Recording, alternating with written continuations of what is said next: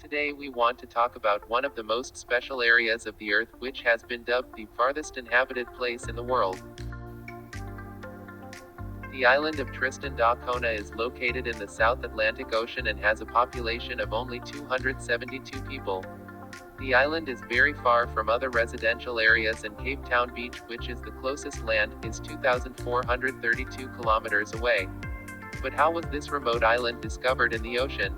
And how did people decide to live in the farthest corner of the world?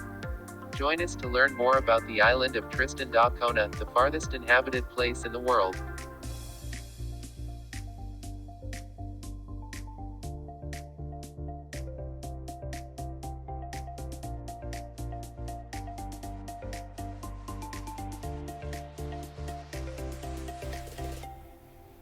Tristan da Cunha, abbreviated Tristan, is the name of a group of volcanic islands and the name of the main and important island of this complex.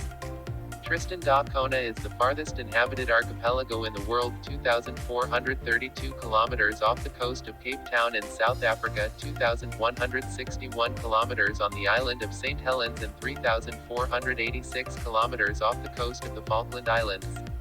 Tristan Island has an area of only 111 kilometers in diameter and 98 square kilometers, and has a population of about 272 people. It is interesting to know that the farthest residential point in the world is actually part of the British Overseas Territories, and its inhabitants use the British Postal Code.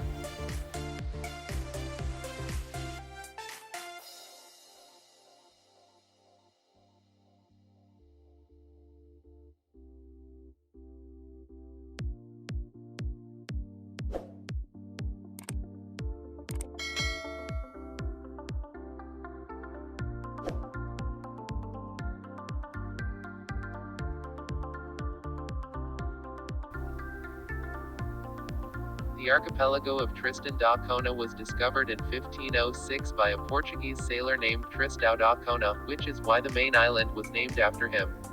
The first signs of living on the island date back to around 1643 by Dutch crews and sailors. The island of Tristan da Cunha was on the way of ships sailing from Europe to the Indian Ocean, and as a result, this remote island suddenly caught everyone's attention. The Dutch company East India quickly sent 2 delegations to the island. After that, the British and the French continued to do the same. In 1790–91, a group of English sailors lived on the island and hunted seals. A small number of Americans also settled on the island of Tristan da Cunha in 1810 and hunted whales. During the war against Britain, the Americans used the island as a military base. A platoon and his family remained on the island when the military battalion left Tristan da Cunha. Gradually, diverse populations of different races and ethnicities grew on the island, creating a population living in the farthest inhabited place in the world.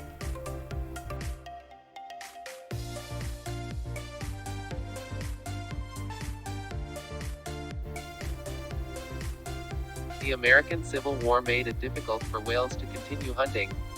The opening of the Suez Canal in 1869 and the change of sailing ships to steamships changed the course of ships in the ocean.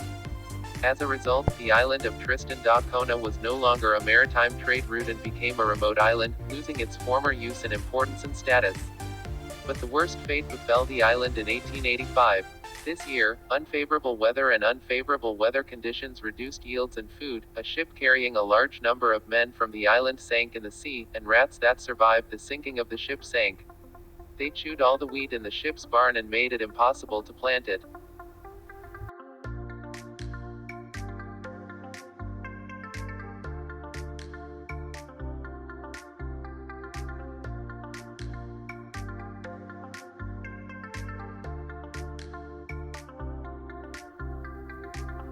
However, the islanders still preferred to stay and live on the island despite all the difficulties and problems.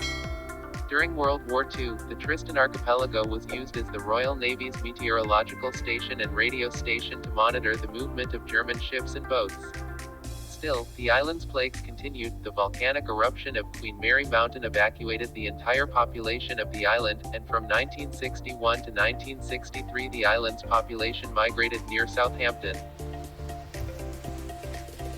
In recent years, gaining the title of the farthest residential point in the world has attracted the attention of the world and especially adventurous tourists to this island. However, access to the island is by no means easy at all. There is no airport on the island, no hotels, accommodation and special facilities and services for tourists, and on the other hand you have to get a permit to visit Tristan da Cunha Island. Yes, in fact, if one is so adventurous that one wants to go to the farthest point of the earth, one must plan at least a year in advance. As we said, there is no air route to the island and the only way to connect with the island is by boat.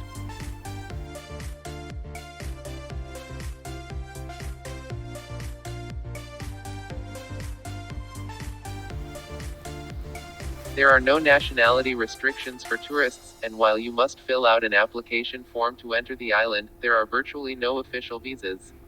The authorities of this island must give permission to each person who intends to enter the island.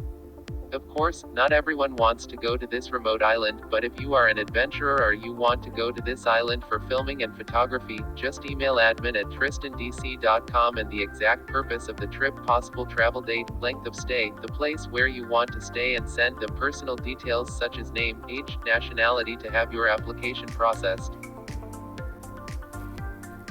If you are an author and you want to create a book or work about the island during your stay, you must mention this in your email.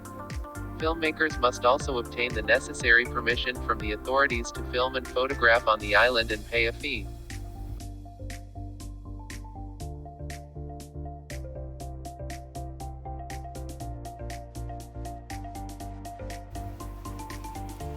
To get to Tristan da Cunha Island, you have to go to Cape Town, the closest land to the island, which is about 2,800 kilometers away. From there, you have to board a ship and depending on the weather and weather conditions, it will take you 5 to 10 days to reach Tristan Island. The Antarctic research vessel SAW Aguilas and the fishing vessels Edinburgh and Baltic Trader sail from Cape Town to Tristan da Cunha several times a year.